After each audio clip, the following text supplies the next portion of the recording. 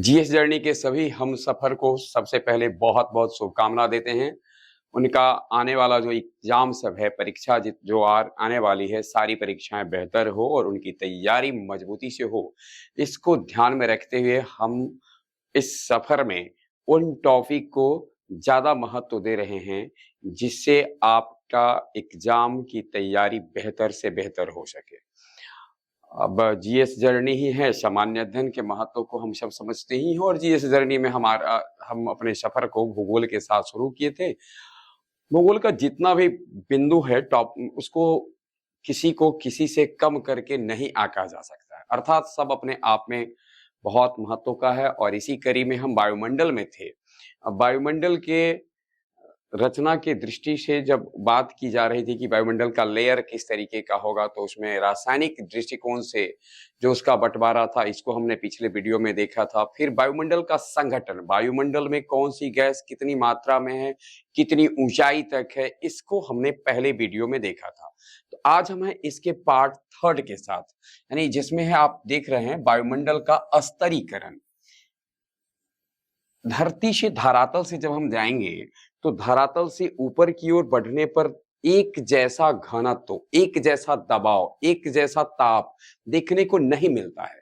तो इस प्रकार से ताप में भिन्नता, दबाव में भिन्नता, यानी वायुमंडलीय दबाव में भिन्नता, घनत्व में भिन्नता, इसको देखते हुए सबसे पहले लियोन फिलिप टिजरेंट डिवोट ने, ध्यान में रखना हमको, लियोन फिलिप टिजरेंट डिवोट ने सबसे पहले प्रयास किया कि इसको वायुमंडल को स्तर के आधार पर वर्गीकृत करने का। अच्छी तरह से हमें ध्यान में रखना है। अब हम जो पढ़ेंगे आगे, अभी क्षोभ मंडल, समताप मंडल, मध्य मंडल, आयन मंडल, बहिर्मंडल, इसमें वर्गीकरण करने का सबसे पहला प्रयास किया लियोन फिलिप टिजरेंट डिवोट ने। लियोन फिलिप टिजरेंट डिवोट ने क्यों ऐसा किया?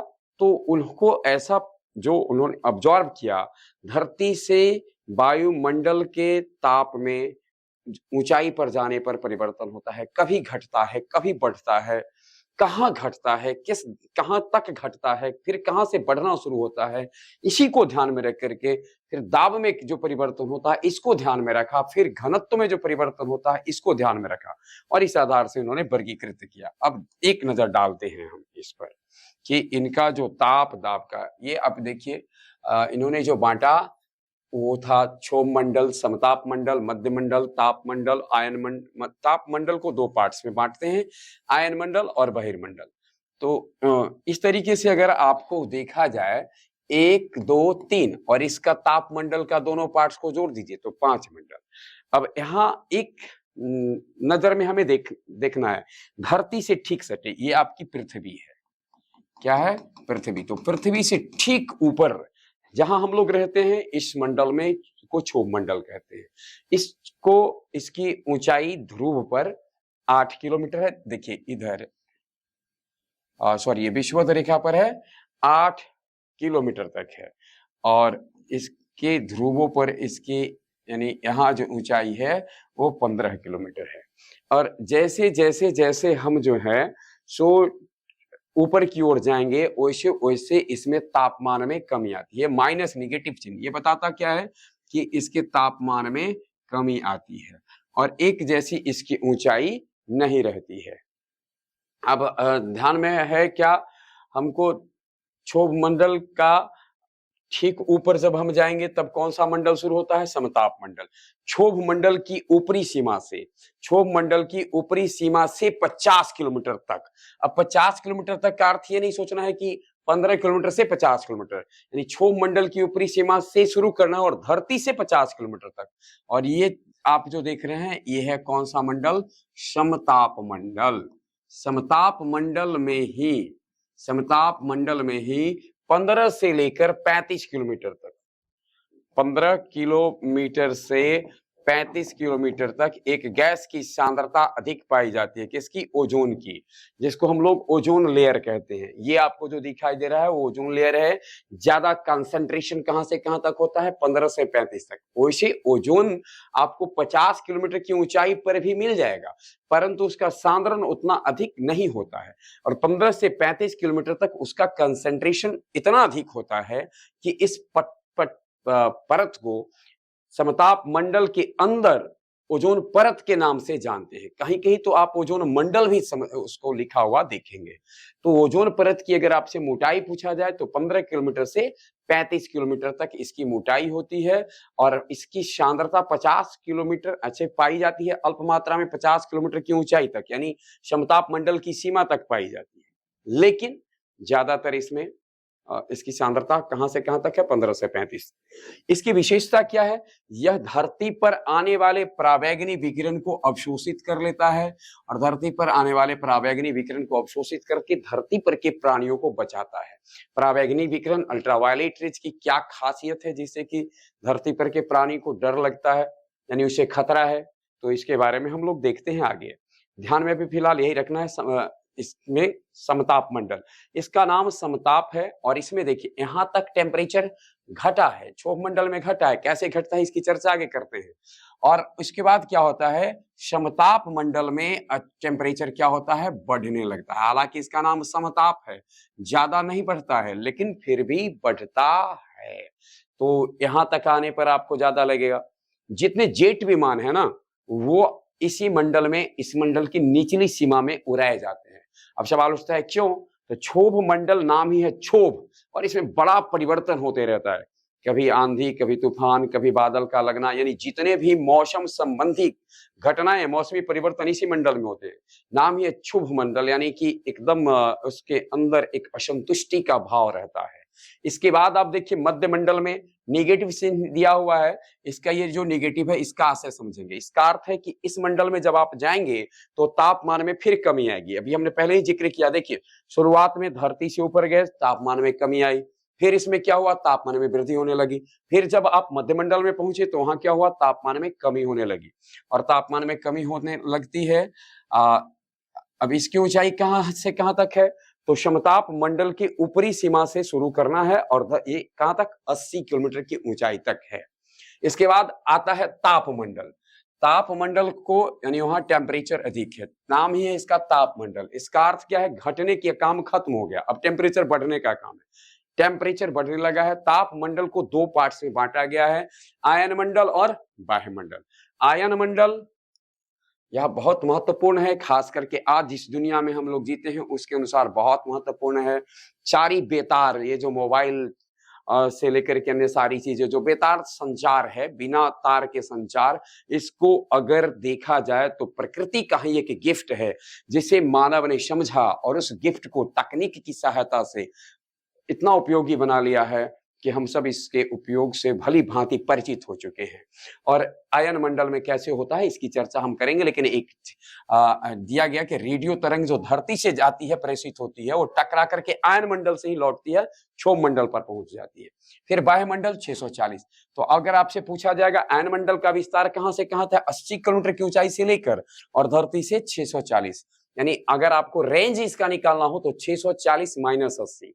मध्यमंडल का रेंज निकालना हो तो 80 माइनस 50। समताप मंडल का रेंज निकालना हो तो 50 माइनस एवरेज 12। ऐसे कहीं 18 है, कहीं 15 देता है, लेकिन कभी कभी 18 भी है। क्षोभ मंडल की एक खासियत है, गर्मी में इसकी ऊंचाई ना, इसका रेंज परिसर बढ़ जाता है, और ठंड होता है तो उसकी ऊंचाई सिकुड़ जाती है, यानी क्षोभ मंडल अपनी ऊंचाई को थोड़ा घटाते बढ़ाते रहता है। और बाह्य मंडल जिसका नाम ही बाह्य है, बाहर है, और उसकी सीमा कहां तक है इसके बारे में अभी हमें ज्यादा देखना नहीं है। अब बारी बारी से हम इसके बारे में पढ़े ने चलते हैं। इससे पहले थोड़ा सा ध्यान यहाँ देंगे। यहाँ देखिए क्षोभ मंडल और समताप मंडल को जो जोड़ने वाली सीमा होगी, अर्थात ये लाइन, ये जो दिखाई दे रहा है आपको, इसको कहेंगे निचली, यानी निचला वाले मंडल के साथ सीमा जोड़ दीजिए, यानी ये लाइन को आप क्या कहेंगे?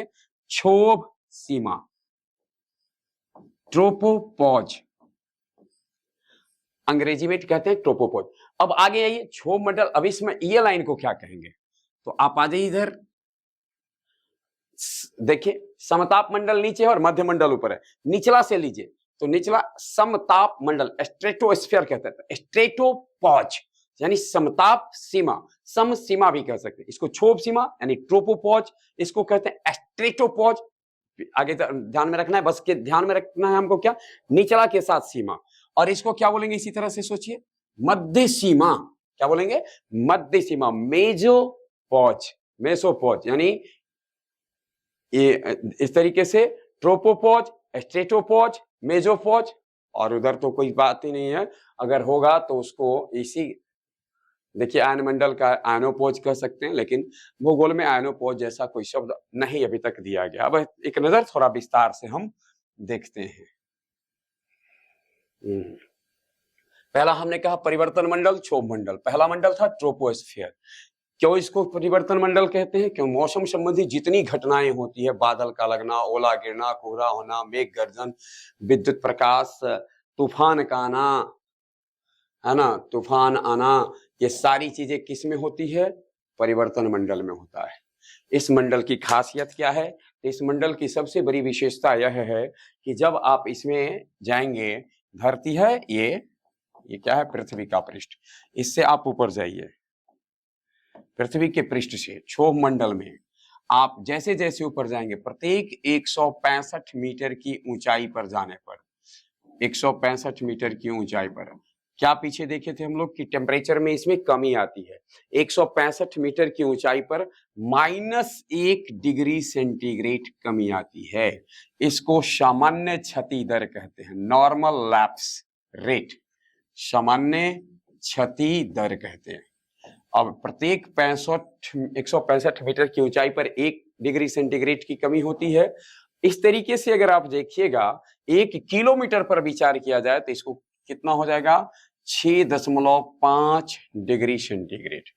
यानी ऐसे भी देख सकते हैं, अगर हम इसको 1 डिग्री सेंटीग्रेड की कमी हुई है कितना पर? 165 पर, 1000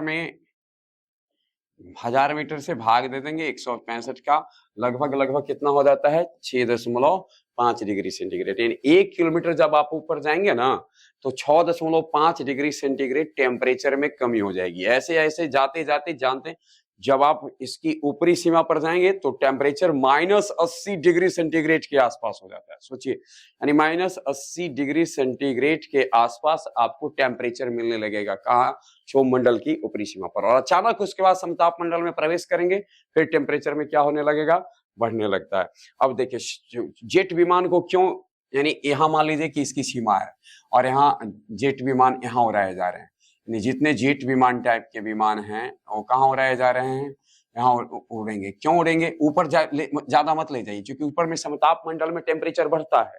तो एक तो जेट विमान खुद बहुत तेज गति से उड़ान भरता है और उसके बाद उसका वायुमंडल से घर्षण होगा, तो उससे उसके अंदर हीट आएगा और ऊपर में जब जाएगा, अगर समताप मंडल की ऊंचाई पर जाएगा तो उसका टेम्परेचर, इसका टेम्परेचर, इससे उसको क्रैश कर, यानी उसमें आग लग सकता है। इसलिए जो जेट विमान के लिए सबसे अनुकूल दशा है वो कहाँ है? तो क्षोभ सीमा के ठीक बगल से, ये क्षोभ सीमा के थोड़ा सा ऊपर से जब पायलट उड़ान भरता है तो उसको जो घर्षण के कारण जो ऊष्मा मुक्त होती है, वायुमंडल के घर्षण के कारण जो बहुत तेज गति से जो वायुयान का उड़ान होता है, इससे जो वायुयान के गति और वायुमंडल के बीच में घर्षण से उत्पन्न हुई ऊष्मा को जो कंट्रोल करता है, कौन? जो वायुमंडल की जो ठंडापन है ये, इससे, लेकिन ऊंचाई पर नहीं ले जाना है। तो इसका ध्यान रखता है उड़ान भरने वाला पायलट। हमने कहा कि इसकी ऊंचाई ग्रीष्म काल में बढ़ जाती है, शीतकाल में घट जाती है। मैक्सिमम ऊंचाई आपको कहाँ मिलेगी? ध्रुव पर। कितना? 15 किलोमीटर से 18 किलोमीटर। विषुवत रेखा पर कितना है? 6 से 8 किलोमीटर पर। और औसत ऊंचाई इसकी कितनी होती है? 12 किलोमीटर। याद क्या क्या रखना है? क्षोभ मंडल को परिवर्तन मंडल भी कहते हैं, इसको मौसम संबंधी सारे परिवर्तन इसी में होते हैं। 165 मीटर की ऊंचाई पर जाने पर तापमान में 1 डिग्री सेंटीग्रेड की कमी होती है, जिसे सामान्य क्षति दर कहते हैं। और प्रत्येक 1 किलोमीटर पर बात किया जाए तो 6.5 डिग्री सेंटीग्रेड टेम्परेचर में कमी होती है। इसके साथ यह ध्यान में रखना है कि क्षोभ मंडल और समताप मंडल के बीच की सीमा को क्षोभ सीमा ट्रोपोपॉज के नाम से जानते हैं। औसत ऊंचाई इसकी 12 किलोमीटर है। ध्रुवों पर विस्तार 15 से 18 किलोमीटर तक है। विषुवत रेखा पर विस्तार इसका 6 से 8 किलोमीटर के आसपास है। इसके बाद आगे हम देखते हैं। ये था हमारा क्षोभ मंडल, परिवर्तन मंडल। अब आगे आइए समताप मंडल। समताप मंडल क्षोभ सीमा से 50 किलोमीटर की ऊंचाई तक, क्षोभ सीमा से 50 किलोमीटर, और काफी शुष्क है। क्यों शुष्क है? यहाँ जलवाष्प के कण नहीं मिलते। शुष्क मतलब सूखा है, सूखा मंडल है यह। एक तो यहाँ पर देखिए धीरे धीरे टेम्परेचर भी बढ़ने लगा। क्षोभ मंडल में तो घट रहा था ऊपर ऊंचाई पर जाने पर, लेकिन इसके बाद जब हम प्रवेश करेंगे, क्षोभ सीमा के बाद जब ऊपर आए, ये क्षोभ सीमा है, और क्षोभ सीमा के जब आगे हम लोग जब प्रवेश करेंगे तो क्या हुआ, ये समताप मंडल में टेम्परेचर बढ़ने लगा, सूखा है या शुष्क है ना। और अब ये जिक्र हमने किया है कि अब इसका जो निचला तल है वह जेट विमानों के लिए आदर्श स्थिति पैदा करता है। इस मंडल की खासियत क्या है? इसमें 15 से 35 किलोमीटर की ऊंचाई तक, 15 से 35 किलोमीटर की ऊंचाई तक एक विशेष गैस, ओजोन गैस, ये लेयर देखिए, धरती से ये इतनी ऊंचाई 15 किलोमीटर, और ये जो है आप क्या वो है, यानी कि इधर से देखते हैं, ये है 35 किलोमीटर, अर्थात ये 15 से 35 के बीच में, यानी 15 और 35 के बीच में आपको कौन सा लेयर मिल रहा है? ओजोन लेयर मिल रहा है। और ये क्या करता है? तो सूर्य से आने वाले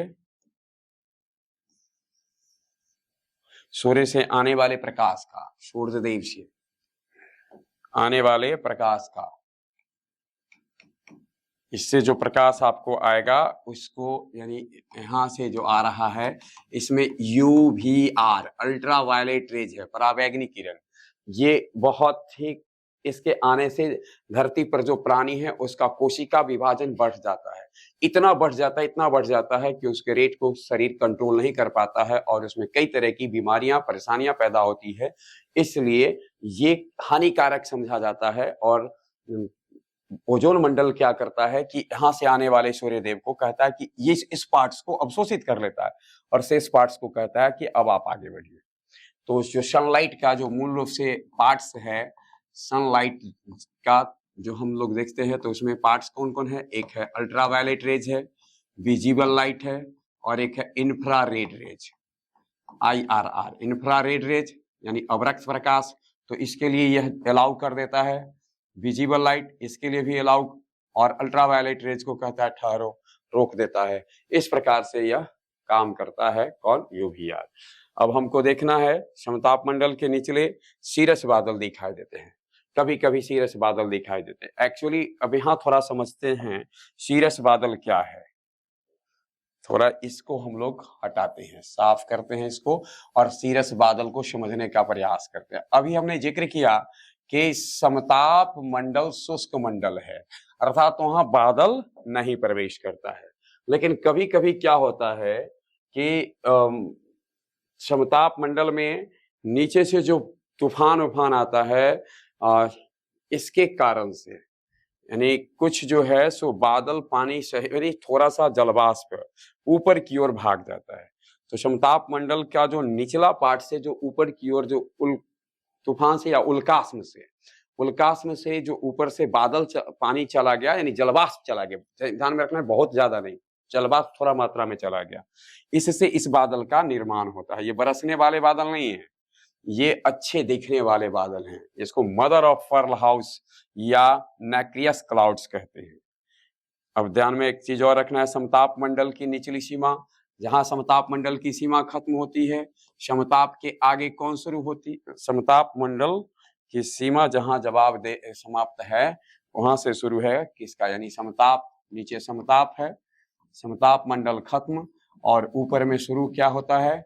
मध्य मंडल। अब इसको क्या कहिएगा आप?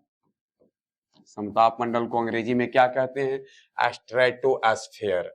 तो उससे स्ट्रेटो को लाइए, स्ट्रेटो, यानी अब आप इसको क्या कहेंगे? स्ट्रेटो में पॉज जोड़ दीजिए, देखा ना, पॉज कर देते हैं यानी ठहर जाता है। पॉज करने का अभिप्राय ठहरा देता है, तो सीमा बना देता है, स्ट्रेटोपॉज यानी समताप सीमा बना दिया। चलिए इसके बाद आता है हमारा क्या, अब आता है हमारा मध्यमंडल। मध्यमंडल का 50 किलोमीटर तक तो धरती से आपको कौन सा मंडल मिला था, समताप मंडल। अब 50 किलोमीटर धरती से यहां तक था कौन, समताप मंडल, ये समताप मंडल था। अब इससे थोड़ा ऊपर बढ़िए, 80 किलोमीटर की ऊंचाई तक जाइए, आपको कौन मिलेगा, मध्यमंडल मिलेगा। यहाँ ध्रुव पर गर्मी में नक्टिलूसेंट बादल, देखिए नक्टिलूसेंट बादल मिलते हैं, निशादीप्त बादल, और ये जो हैं संवहनीय प्रक्रिया द्वारा इनका भी उल्का धूल के से इसका निर्माण होता है और आर्द्रता के सहयोग से इसका संघनन होता है। तापमान में गिरावट, अचानक इसमें देखिए कि इसमें तापमान में गिरावट होती है, और मध्यमंडल और तापमंडल को जोड़ने वाला जो मंडल है उसको कहते हैं मेसोस्फीयर। मध्यमंडल और तापमंडल को जो जोड़ता है उसको क्या कहते हैं, मेसोस्फीयर। फिर से निचली सीमा देखिए ऊपर वाला। अब तापमंडल कौन है, तापमंडल में अचानक टेम्परेचर काफी बढ़ गया है। अब देखिए तापमंडल के दो पार्ट्स हैं। तापमंडल का पहला पार्ट था आपका क्या, आयन मंडल। इसका नाम आयन मंडल क्यों है, एक्चुअली इसमें जो कण है वह विद्युत आवेशित है, चार्ज पार्टिकल है। अब जैसे देखिए यानी सोडियम प्लस रहता है तो हम लोग कहते हैं sodium ion, He plus plus रहता है तो इसको कहते हैं हीलियम आयन। तो इस तरीके से इसमें जो पार्ट्स है वो विद्युत आवेशित इलेक्ट्रिकली चार्ज है, अर्थात आयन के रूप में रहता है, इसलिए इसको कहते हैं आयन मंडल। इसकी ऊंचाई जहां मध्य मंडल समाप्त होता है अर्थात 80 किलोमीटर से लेकर 640 किलोमीटर के बीच में है, और इसमें आयन का कई परत पाया जाता है। यह मंडल संचार जगत के लिए बहुत अर्थ रखता है, जिसका जिक्र हमने पीछे किया, और इसमें जो लेयर अलग अलग हैं, इस लेयर से जो धरती से जो रेडियो वेव्स जाते हैं वो परावर्तित होते हैं। जो सूक्ष्म तरंगे होती है यानी कम आवृत्ति वाला रेडियो तरंग, उसका परावर्तन डी लेयर से ही हो जाता है। ध्यान में रखना है, नोट भी कर लेना है हमको कि जिस लेयर से परावर्तन होता है वो कौन सा है, डी लेयर से। कौन सी तरंग का, कम आवृत्ति वाला। अगर उससे थोड़ा अधिक आवृत्ति की ऊंची तरंगे है तो उसका परावर्तन किससे होता है, ई लेयर से होता है। ई लेयर से परावर्तन होता है किसका, उच्च रेडियो तरंग, उच्च आवृत्ति वाला रेडियो तरंग का। आवृत्ति किसे कहते हैं इसकी चर्चा तो अभी हम नहीं करेंगे, लेकिन फिजिक्स जब कभी हम आगे बढ़ेंगे तो इसकी चर्चा करेंगे। हालांकि हम समझते हैं कि आवृत्ति का भान आपको होगा। ई लेयर को कैनेली हेविसाइड परत भी कहते हैं। कैनेली हेविसाइड परत पूछता है परीक्षा में, कई बहुत महत्वपूर्ण है, ध्यान में रखना है। VVI है कैनेली हेविसाइड परत, किसको कहा गया है, ई लेयर को। वही एफ लेयर को कहा गया एप्लीटन परत, और जी लेयर है, इसका विस्तार 80 से इसके बीच में है। चलिए इस मंडल में एक खासियत होती है और हमने इसका चर्चा पीछे भी किया था, अरोरा का जिक्र किया था कि उत्तरी ध्रुव और दक्षिणी ध्रुव में आयनीकृत बादल जो आते हैं प्रकाशित कर देते हैं उत्तरी ध्रुव को और दक्षिणी ध्रुव को। वो आयनीकृत बादल किस मंडल में पर आते हैं, आयन मंडल में, और वह आयनीकृत बादल से उत्तरी ध्रुव जब प्रकाशित होता है तो उसको कहते हैं अरोरा बोरियलिसिस, अरोरा बोरियलिस। और जब दक्षिणी ध्रुव तो अरोरा ऑस्ट्रेलिस।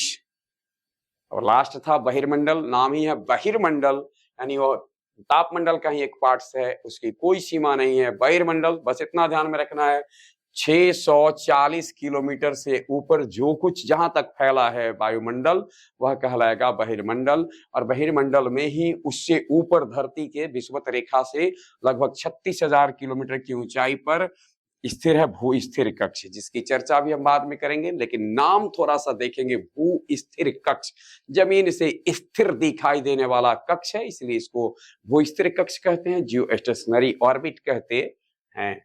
और इस मंडल में संचार से जो जुड़े उपग्रह हैं वो भू स्थिर कक्ष में ही छोड़े जाते हैं। संचार से धरती पर जो बेतार संचार यानी संचार जगत से जो इंफॉर्मेशन टेक्नोलॉजी से जुड़े उपग्रह हैं, सैटेलाइट हैं, जो धरा से छोड़े जाते हैं, वह किससे, कहाँ व्यवस्थित किए जाते हैं? विषुवत रेखा पर। इसमें जो आंकड़े आपको जो बताए गए हैं, क्षोभ मंडल की ऊंचाई कितनी है, समताप मंडल की ऊंचाई कितनी है, मध्य मंडल की ऊंचाई कितनी है, इसको लेकर के अलग-अलग किताबों में अलग-अलग आंकड़े रहते हैं। हमने जो आपको आंकड़ा बताया है वह एनसीईआरटी से या नासा का जो रिपोर्ट है उसके आधार पर है। तो अपेक्षा है आपको हमारा यह प्रयास आपकी तैयारी में मददगार सिद्ध होगा और आपके जो सुझाव है इसकी अपेक्षा हम रखते हैं। आपकी तैयारी बेहतर से बेहतर हो, इन्हीं शुभकामनाओं के साथ एक बार फिर से बहुत-बहुत धन्यवाद।